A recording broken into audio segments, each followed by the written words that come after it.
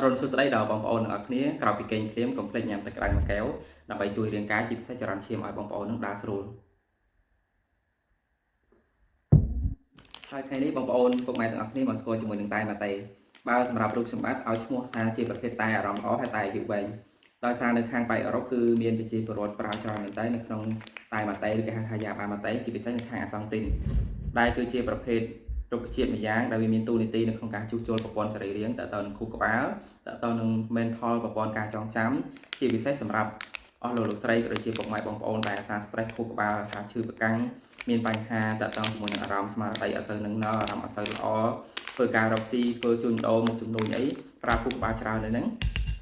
រូបសម្បត្តិ recommend ឲ្យពុកម៉ែបងប្អូនអរគ្នាញ៉ាំជាមួយនឹងតែយូនីម៉ាតេទាំងអស់គ្នាវាជួយទាំងខួរក្បាលវាជួយទាំងចរន្តឈាមវាជួយឲ្យរាងកាយរបស់មនុស្សយើងកុំឲ្យមានបញ្ហាមួយគឺលើសខ្លាញ់លើសស្ករហើយវាជួយតទៅជាមួយនឹងគេហៅថាស្មារតីអង្គចងចាំរបស់មនុស្សយើងគឺឲ្យប្រសើរឡើងខ្លាំងមែនទែនពុកម៉ែបងប្អូនគ្រាន់តែឆុងញ៉ាំជាមួយនឹងទឹកក្តៅអ៊ុនៗមួយកញ្ចប់ជារៀងរាល់ព្រឹកនៅក្នុងមួយថ្ងៃពេញគឺអារម្មណ៍ក៏ដូចជាខួរក្បាលយើងចាប់ផ្ដើមស្រឡះល្អមែនទែនហើយមានរសជាតិឆ្ងាញ់មែនទែនបងប្អូនអរគ្នាដោយសារជាប្រភេទតែដែលអ្នកវិទ្យាសាស្ត្រនៅខាង USA គឺគេបានផលិតចេញពីរុក្ខជាតិយ៉ាបាម៉ាតេហើយប្រភេទនឹងក្រូចពណ៌លឿងគឺវាមានឫទ្ធិនៅក្នុងការជួយឲ្យអារម្មណ៍យើងស្រស់ស្រាយមែនទែន